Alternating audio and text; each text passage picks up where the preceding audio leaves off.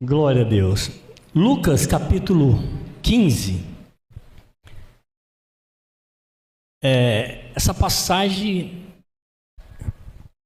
quando eu pensei nela para estar ministrando hoje, Lucas 15 é uma parábola, ou melhor, são uma tríade, 3 parábolas em uma, onde Jesus vai ensinar aos fariseus e os escribas como se vive literalmente na casa de Deus. E o que a gente precisa, aprender. E durante o culto, durante o louvor, durante a oração, me veio fortemente a importância de sabermos o nosso lugar na família de Cristo. Muitas das vezes a gente não sabe. A gente não sabe a importância, a gente não sabe como que a gente se comporta. A gente às vezes mistura a família nossa particular com a família de Cristo, Então a gente meio que não sabe dosar a importância das famílias. Então a gente precisa aprender, e o Senhor colocou em meu coração Lucas 15. Lucas 15, a partir do verso 1, vai dizer assim: todos os publicanos e pecadores se aproximaram de Jesus para ouvi-lo. Verso 2: contudo, os fariseus e os mestres da lei o criticavam. Este homem recebe pecadores e come com eles. Então Jesus contou esta parábola. Só até aqui, essas 3 parábolas vai começar nesse sentido, aonde Jesus está na porta, Deus abençoe, meu irmão. Na porta de uma casa onde Jesus estava sendo recepcionado pelos pecadores e publicanos, e ele foi criticado por essa atitude, por estar junto com esse tipo de pessoa que era muito criticado pelos religiosos daquela época. E aí Jesus foi até lá fora, saiu da onde ele estava, do ensinamento ali aos pecadores e publicanos, teve que parar um pouco a reunião para sair do lado de fora, para propor, a esses religiosos, 3 parábolas. Aí ele vai começar com a primeira parábola, que está no verso 4, que diz assim: qual de vocês que possui 100 ovelhas e perdendo uma, não deixe as 99 no campo e vai atrás da ovelha perdida até encontrá-la? E quando a encontra, coloca alegremente nos ombros e vai para casa. Ao chegar, reúne os seus amigos e vizinhos e diz: alegrem-se comigo, pois encontrei a minha ovelha perdida. Eu digo que da mesma forma haverá mais alegria no céu por um pecador que se arrepende do que por 99 justos que não precisam de arrependimento. Essa primeira parábola, Jesus ele dá um exemplo de um animalzinho, que ele se perde no meio do rebanho, em um lugar, e aí Jesus vai dizer a eles: quem de vocês não deixa as 99 e vai atrás dessa uma que se perdeu? E a resposta, acredito que deles, que nenhuma, eles não deixariam, na verdade. Porém, Jesus, ele deu esse exemplo de um animal perdido lá fora. E aí, continuando, o verso 8 vai dizer assim: o qual é a mulher que, possuindo 10 dracmas, e perdendo uma delas, não acende uma lâmpada, varre a casa e procura atentamente até encontrá-la? Esta, quando a encontra, reúne os amigos e vizinhos e diz: alegrem-se comigo, pois encontrei a minha moeda perdida. Eu digo que da mesma forma a alegria na presença dos anjos de Deus por uma das moedas mais antigas, né? Ela, desde a época de Cristo, para quem não sabe, ela mudou até 2022 mudou de dracma para euro. Então, para quem conhece euro e já andou fora, antes, desde 2022, o euro ele era chamado dracma, né? E a dracma, ela vai dizer que ela se perdeu dentro da casa. Olha que interessante. Primeiro é perdido um animal fora da casa, né? Fora do rebanho. E aí Jesus vai dar o exemplo agora de uma moeda, né? Que não sabe que está perdido, porque é uma moeda simples, e ela é perdida na onde? Dentro da casa. Jesus dá exemplo de um animal fora da casa, que sabe que está perdido, que é um animal, e uma moeda que não sabe que está perdido, mas está perdido dentro da casa. Olha que interessante. E aí agora, a última parábola, Jesus vai unir agora as três parábolas e vai falar sobre a parábola do filho pródigo, que ele vai dizer que um filho se perde fora da casa e outro que está dentro da casa, mas perdido. Então, imagina que Jesus ele dá o exemplo agora de duas pessoas, dois seres humanos, um que se perde lá fora e outro que se perde aqui em casa, dentro de casa. Aí vamos entender um pouco sobre a parábola do filho pródigo, do filho perdido. Apesar que, por mais que essa palavra vai ter aqui como um tema, né, como a parábola do filho pródigo, mas o cerne dessa mensagem não está nos filhos, e sim no coração bondoso de um pai. Coração bondoso de um pai. O verso 11 vai dizer assim: Jesus continuou, um homem tinha 2 filhos. Quantos filhos? 2 filhos, né? E aí no decorrer a gente vai entender a cada detalhe que um se perde lá fora e o outro se perde dentro da casa. O verso 12 vai dizer assim: o mais novo disse ao seu pai: pai, quero a minha parte da herança. Assim ele partiu a sua propriedade entre eles. Esse pai, o que ele fez? Tinha 2 filhos, o mais moço. Quando se fala o mais moço, o que a gente vai entender? É aquele que tem menos experiência, né? Quem é mais novo tem menos experiência do que os mais velhos. Então o mais novo, do nada, chegou ao seu pai e pediu ao seu pai a sua herança. E assim, ele o partiu entre eles. E não partiu só com aquele que... só com o menor, só com o mais novo, não. Ele dividiu entre eles. Pegou a parte total, né, o 100%. Deu a parte do mais novo, que se eu não me engano, na época era... terça parte, e o restante ficava com o mais velho. Enfim, ele dividiu para os 2. E a questão aqui, que os 2 receberam a parte. Algumas pessoas, eu já vi, né, algumas pregações, alguns irmãos falando a respeito, e às vezes criticando esse pai. Poxa, mas por que o pai fez isso? Por que o pai repartiu uma herança que, na verdade, o filho ou qualquer filho mesmo tendo direito à herança, mas é só depois da morte, não é em vida.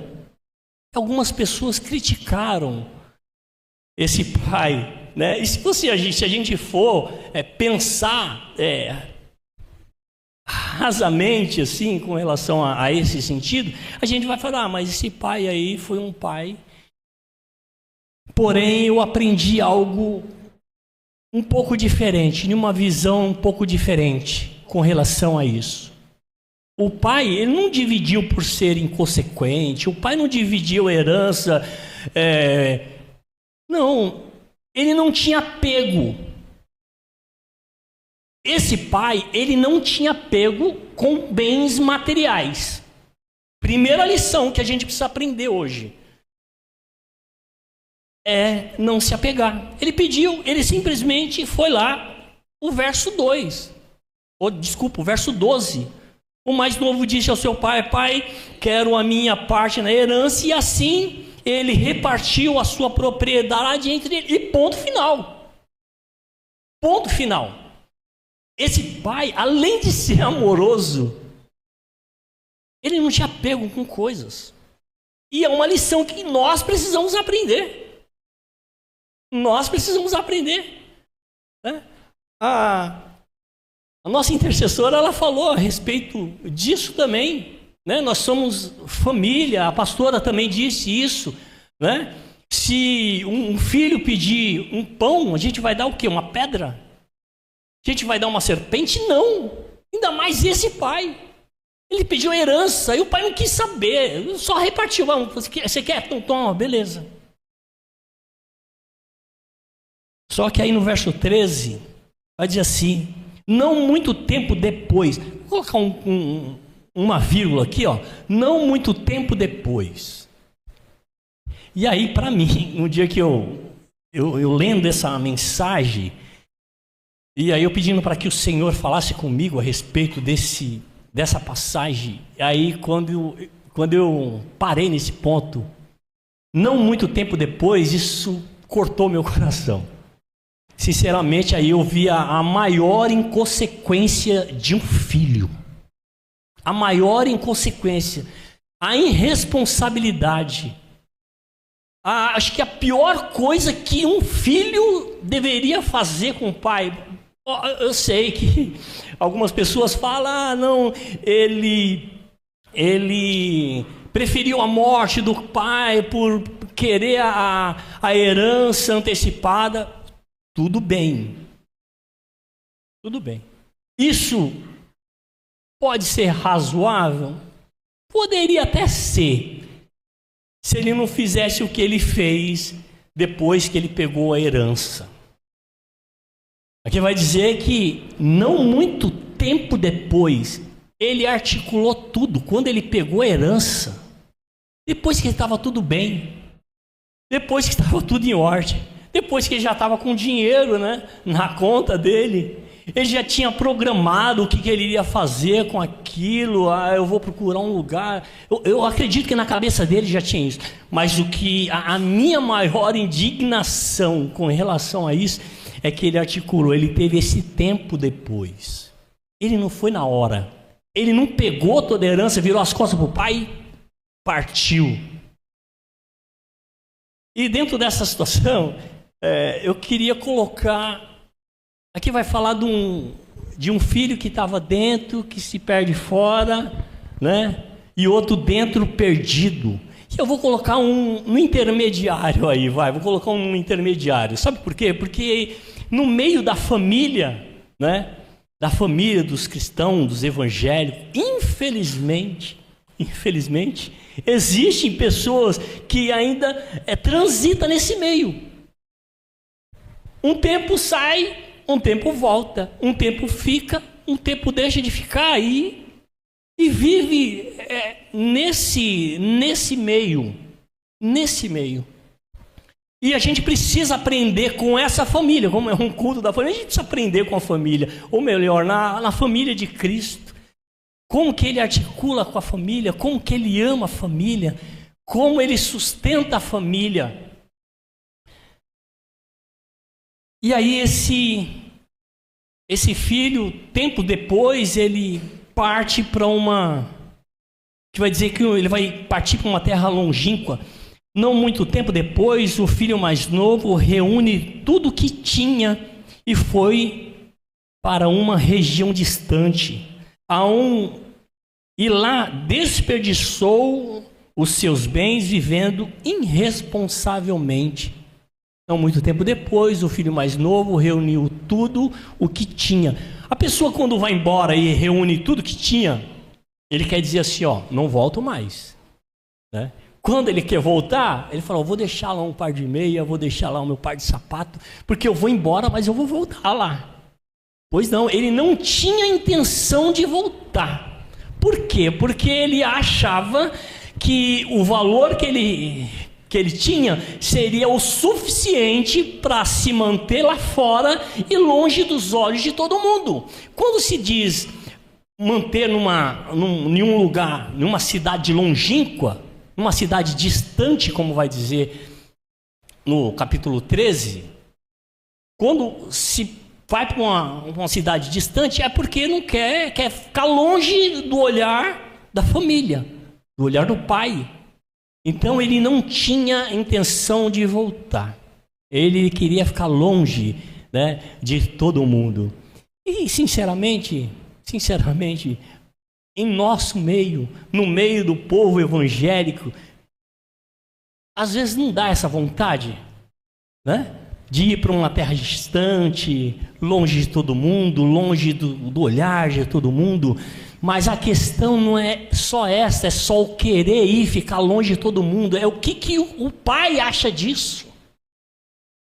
O que o próprio Deus acha desse povo aonde, né, quer ficar longe de todo mundo. E aí quando a gente fica longe de Deus e longe de todo mundo, longe das coisas, né, longe da realidade, ela vai te acompanhar para onde você estiver. O problema, ele vai te acompanhar para onde... Não adianta correr, não adianta. É melhor ficar, né, debaixo, né, da graça do Pai, do amor do Pai. Fica por ali, quietinho. Não ir para uma terra longínqua. Esse filho, ele não tinha... Esse filho, ele tinha tudo na casa dele lá. Tudo. O pai dava festa, o pai, ele ensinava, ele quis ensinar os filhos dele, olha que interessante. Deus queria ensinar os filhos dele, com essa atitude de antecipar a herança, o não apego com as coisas materiais. Não apego. Só que esses filhos aprenderam? Não, nenhum dos dois aprendeu. Foi instantâneo. Preferiu valorizar os bens materiais do que o amor do pai. E partiu para uma terra longínqua. No final, a gente vai aprender também que o mais novo também, ele com toda a herança ainda disse para o pai, eu aqui na sua fazenda não recebi um cabrito sequer. E você dá uma festa para esse aí? Que desperdiçou seus bens com prostitutas. Nós vamos chegar nesse ponto. E aí esses filhos não aprenderam, literalmente não aprenderam com essa atitude do pai, de não ter apego com coisas materiais. Os filhos pediram, ele foi lá. Para mim é importante, eu acredito que o pai com essa atitude falou, para mim é importante se eu morri ou não, não é um direito seu? Então, beleza, eu vou fazer isso. Sem discussão, foi lá e deu, partiu para os filhos. Porém, o que eles fizeram aí, né? A atitude deles inconsequente levou eles ao fundo do poço. Ou melhor, esse que saiu, ele foi literalmente ao fundo do poço. O verso 14 vai dizer assim, depois de ter gasto tudo, houve uma grande fome em toda aquela região e ele começou a padecer necessidade. E geralmente a gente vê isso em algumas atitudes inconsequentes de pessoas, muitas das vezes, que não pensam no amor do Pai, na intenção do coração do Pai. E aí a gente vai agindo com a nossa razão, né, com a nossa vontade, o nosso querer. Eu vou fazer por conta própria e é isso que eu quero, e a pessoa vai fazendo isso. E aí a pessoa, quando pensa só nela, só na vontade própria, sem olhar a vontade do Pai, que muitas das vezes a vontade do Pai não é a nossa. Muitas das vezes a vontade do Pai é que você não parte para uma terra longínqua, longe de todos e de todos. Pelo contrário, a vontade do Pai é que você não saia, que você fique. É que você fique.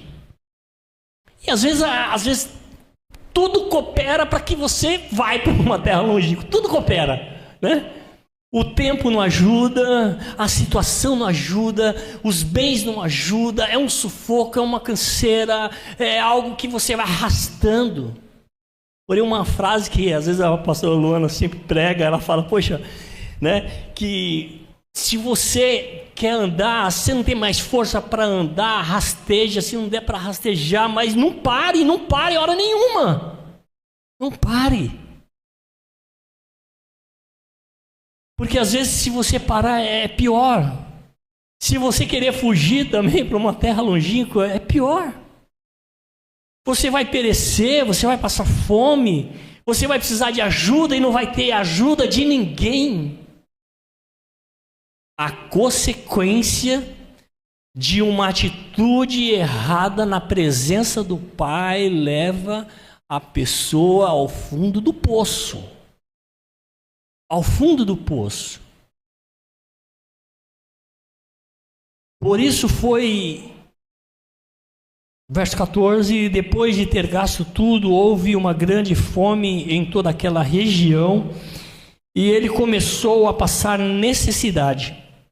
Por isso foi empregar-se com um dos cidadãos daquela região, que mandou para os seus campos a fim de cuidar de porcos. Eu acho que para um judeu cuidar de porco é a pior humilhação que tem. Pior humilhação.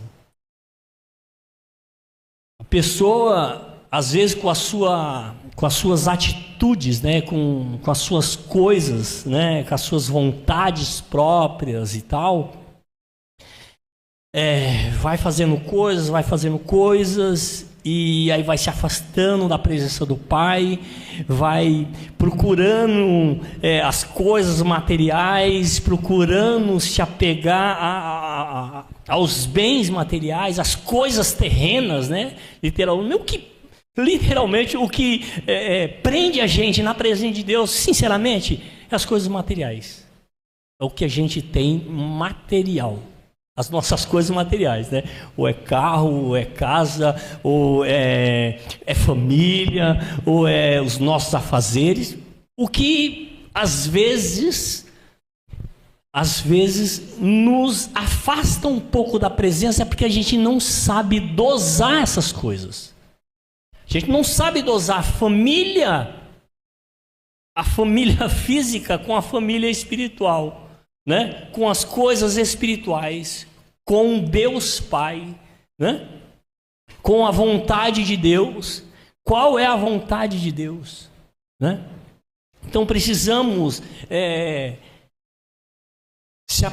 precisamos ter a nossa família também, né? Precisamos priorizar a nossa família. Porém, não podemos se afastar de Cristo por nada nesse mundo, por nada. E aí ele desejava encher o seu estômago com as vagens de alfarrobeira que os porcos comiam, mas ninguém lhe dava nada. E como eu disse, a pessoa às vezes se afasta, vai para um lugar longínquo, né, para uma cidade longínqua, e lá vai tentar viver a sua vida do seu jeito, da sua forma. E o final a gente já sabe. O final a gente já sabe. Que é quando você está lá no fundo do poço. Você querer uma ajuda de alguém e você não encontra ninguém. Ninguém. Ninguém para estender as mãos para falar, vem aqui, eu te ajudo. Vem aqui. Mas se você for ver lá um pouco antes, foi isso que ele escolheu. Ele quis ir para uma cidade longínqua, onde ninguém estivesse perto. Foi esse que o filho que estava dentro da casa, que não faltava nada, escolheu. Isso que eu vou escolher foi, tudo bem. E aí o que acontece? Chegou a um ponto tão escasso da vida dele, que ele desejou até comer a comida dos porcos. E aí não tinha nada. Ninguém te dava nada. E ele desejava encher o seu estômago com as vagens de alfarrobeira que os porcos comiam. O que é interessante é essa parte. Mas ninguém lhes dava nada. Verso 16. Deixa eu ver aqui como está essa versão aqui. Mas ninguém lhe dava nada. Era isso aí. Ninguém dava nada. Então a pessoa, quando se afasta e vai para uma terra longínqua, escolhe isso, né? Longe de tudo e de todos, e vai sem saber dosar a situação, sem saber separar o que é certo ou o que é errado, o que é da vontade de Deus ou o que é a vontade da carne. E aí escolhe a vontade da carne, porque é mais fácil, é mais cômodo, né? É mais tranquilo, e a pessoa vai viver dessa forma. E aí vai chegar a um determinado ponto que você vai chegar e vai precisar de ajuda de alguém e não tem ninguém. E aí o verso 16 é onde as coisas começam a tomar um outro rumo. Porque a gente erra de toda forma, erra com o pai, erra no mundo espiritual, erra nas coisas que literalmente o próprio Deus valoriza ao ser humano, ou que está no coração de Deus para a nossa vida. E aí algo no coração dessa pessoa que acabou de se perder, que estava lá passando necessidade, precisando de uma mão amiga para ajudar. E aí ele não achava nada. Aí o verso 17 vai dizer assim: caindo em si, oh aleluia, caindo em si disse: quantos empregados do meu pai têm comida com fartura e eu aqui morrendo de fome. Olha, esse versículo é um versículo maravilhoso, e o mais lindo dessa parábola é quando ele cai em si. É o que Deus ele espera que a gente abra os nossos olhos no momento de dificuldade lá atrás. É tirar essas escamas dos olhos e cair em si. Quando você cai em si, as coisas começam a mudar. Quando você olha para si mesmo e fala: poxa, o que eu estou fazendo da minha vida? O que eu estou fazendo da minha vida? Não é pessoas, não é o dinheiro, não é as coisas materiais, não é aquilo que eu me apego materialmente, não! É a casa do Pai, é o amor do Pai, é o que o Pai tem para nós. Lá não faltava nada. E é interessante que ele pensa, sabe na onde? Sabe onde ele estava? Com o estômago doendo de fome. Ele estava ansiando ter uma ajuda de uma mão para ajudar. Longe de todo mundo e de todos, ele estava perecendo necessidade e ninguém lhe dava nada, nenhuma ajuda sequer. Ele estava literalmente no fundo do poço. No fundo do poço, sem nenhuma ajuda, sem nenhum recurso, vivendo uma humilhação. Humilhação. A gente vai ver uma pessoa que um dia estava lá na casa do Pai, orando, cantando, adorando a Deus, não faltava nada para ele, estava lá. Só que ele preferiu estar indo para longe de todo mundo, longe da visão de todo mundo, vivendo uma vida dissoluta, vivendo uma vida de escassez lá no fundo do poço. Foi isso que ele escolheu. Mas ele caiu em si. Ele caiu em si, ele estava lá, ainda cheirando a porco, na humilhação, sendo humilhado. Ele caiu em si quando tudo acabou. Quando o dinheiro acabou. E literalmente, às vezes é assim. Às vezes a gente espera acabar. Às vezes a gente espera chegar ao fundo do poço. Existem duas formas de aprendizado. Duas formas. A escola da vida e a escola natural, a escola onde a gente faz a nossa prova lá. E a diferença é, a escola comum, primeiro você estuda para fazer a prova. A escola da vida não. Primeiro você passa pela prova. Primeiro você passa pela prova para você aprender. Para você aprender a lição, você tem que passar antes pela prova. E foi literalmente isso. Esse jovem, ele passou pela prova. Aí ele caiu em si. E aí ele caindo em si, ele disse: quantos empregados de meu pai têm comida de sobra e eu aqui morrendo de fome? E é literalmente assim, né? A gente só lembra da casa do pai quando a gente está perecendo fome.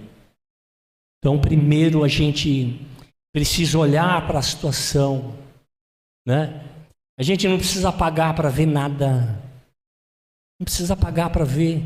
É melhor ficar quietinho na casa do pai. Na casa do pai não falta nada. Na casa do pai tem tudo. Tudo. Na casa do pai tem proteção. O verso 18, ele vai dizer assim: eu me porei no caminho. Vou ler o 17 antes. Caindo em si, ele disse: quantos empregados do meu pai têm comida de sobra e eu aqui morrendo de fome? Eu me porei a caminho e voltarei para meu pai e lhes direi: Pai, pequei contra o céu e contra ti, já não sou mais digno de ser chamado seu filho. Trata-me como um de teus empregados. Olha que interessante. Primeiro ele cai em si e agora, né, depois que ele cai em si, ele falou: poxa, lá na casa do meu pai, a comida em fartura e eu aqui pereço de fome. Voltarei, meu pai.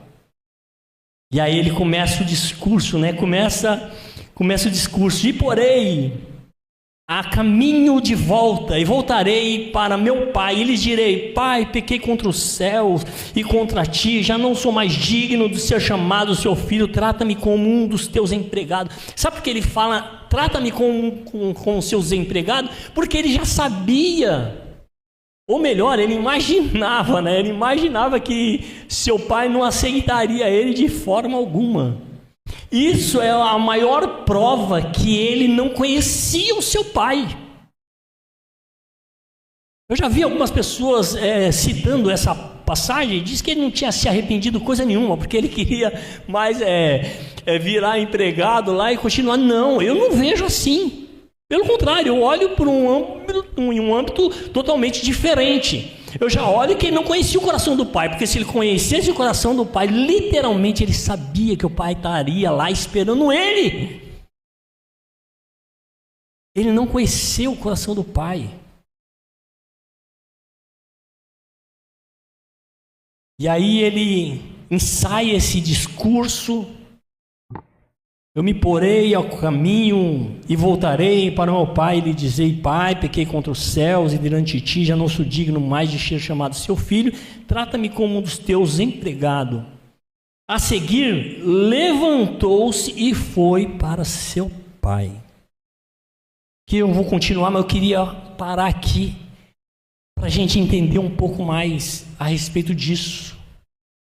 A pessoa estava lá no fim do poço, já tinha passado por toda a situação, por toda a humilhação, num lugar longínquo, querendo uma ajuda de alguém, ninguém te ajuda, e aí ele cai em si, ensaia o discurso que ele iria falar, mas o que muda a situação dele é agora. O que muda a situação dele agora está no verso 20, a parte B, a parte A do versículo vai dizer o seguinte: a seguir levantou-se e foi ao seu pai. Ele levantou e foi ao pai. Não adianta você ter um discurso bom, não adianta você ensaiar, se você não levantar e agir. A mudança, ela só consegue mudar, a situação só consegue mudar da sua vida, alguma coisa só vai mudar, sabe quando? Quando você tomar uma atitude, literalmente. E de que forma? Como filho, entendendo, ó, eu sou filho, vou fazer isso. Nosso pai é o pai bondoso, ele conhece, ele vai dar um monte de coisa pra gente. Ele nos ama, ele está te esperando de volta, literalmente, ele está lá de braço aberto. Mas o que vai te tirar da situação que você está no momento, ou da coisa que você de repente está orando, está pedindo a Deus: ô Senhor, me dá isso, ô Senhor, faça isso para mim.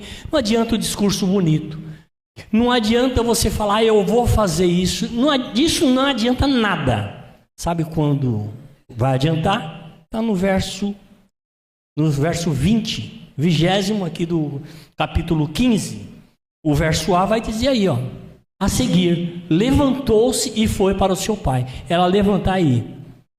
A gente consegue ter uma atitude que vai mudar o nosso percurso é quando a gente tomar essa atitude. E ele ainda estava longe quando o seu pai viu, o qual, movido por íntima compaixão, olha que lindo, por compaixão, correu, o abraçou fortemente e ternamente o beijou. E é interessante que o pai ele já estava esperando, ele estava lá esperando com o coração aberto o filho. Esse é o nosso Deus. Muitas das vezes quando a gente foge dele, às vezes a gente quer se esconder, né? Por tanto problema que a gente passa, tanta dificuldade na nossa vida. Às vezes o problema é no trabalho, às vezes o problema é a distância, às vezes o problema é conflito mental, às vezes é tanto problema que a gente tem. E temos, literalmente. E vamos ter até o final da nossa vida, ou melhor, até a vinda de Cristo para cada um de nós, ou no coletivo ou no individual. Problema a gente vai ter. Mas saiba que Deus está lá, de braço aberto, só esperando você. Só esperamos. Problema a gente vai ter. E a gente vai carregar ele para onde a gente for. Saiba que você não vai sair de um local com um problema e vai para um outro local. Lá vai ter problema do mesmo jeito. Às vezes até um pouquinho pior. Às vezes até um pouquinho pior. Mas Deus, Ele nos ensina de uma forma totalmente diferente do que nós pensamos. E aqui no verso 21 vai dizer assim: o filho lhes disse: pai, pequei contra o céu e contra ti, não sou mais digno de ser chamado teu filho. Mas o pai disse aos teus servos, olha que interessante, isso que é maravilhoso, que o filho, quando chega e o pai abraça e beija ele, o filho, aquilo que ele ensaiou lá, aquilo que ele ensaiou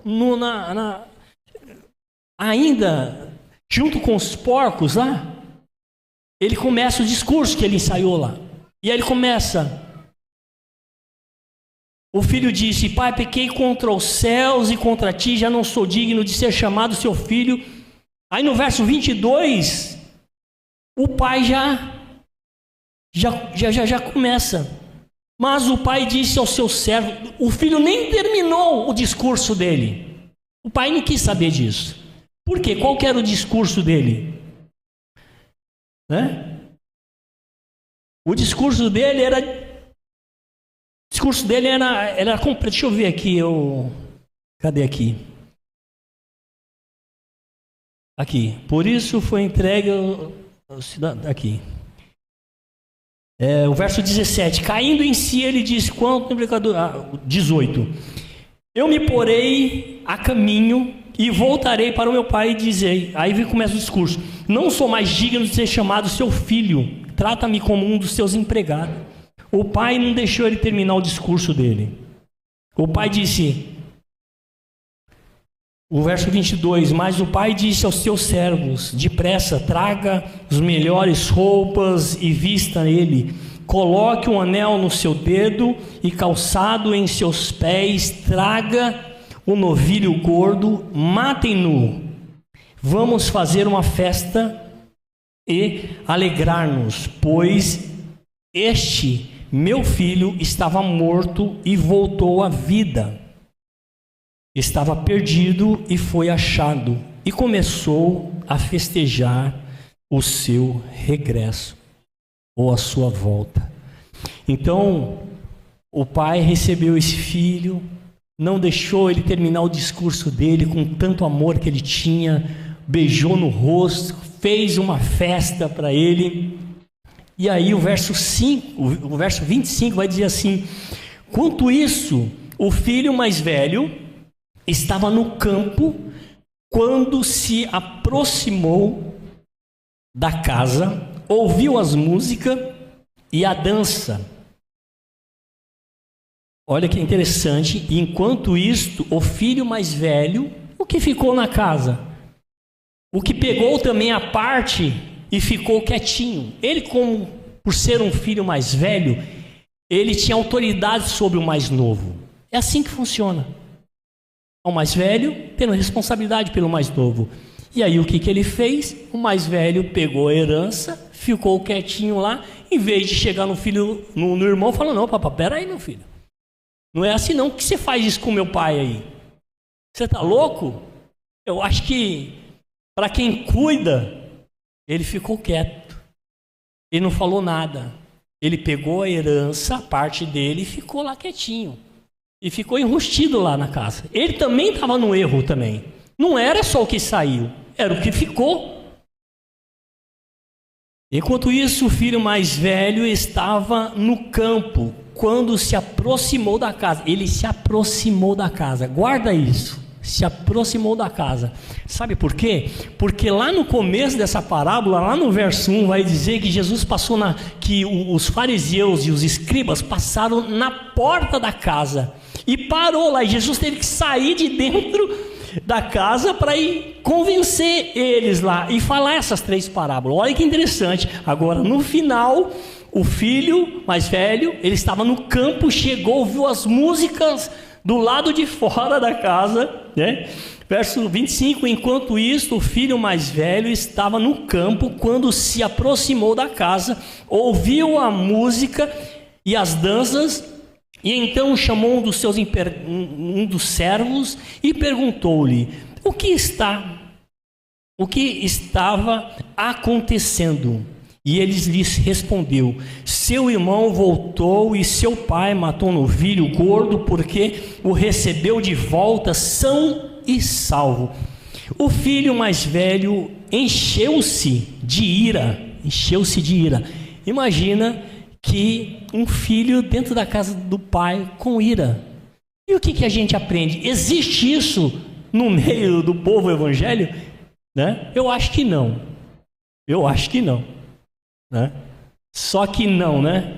Infelizmente a gente vê que tem irmãos que parece que em vez de ter amor pelo outro, não tem ira, tem ódio.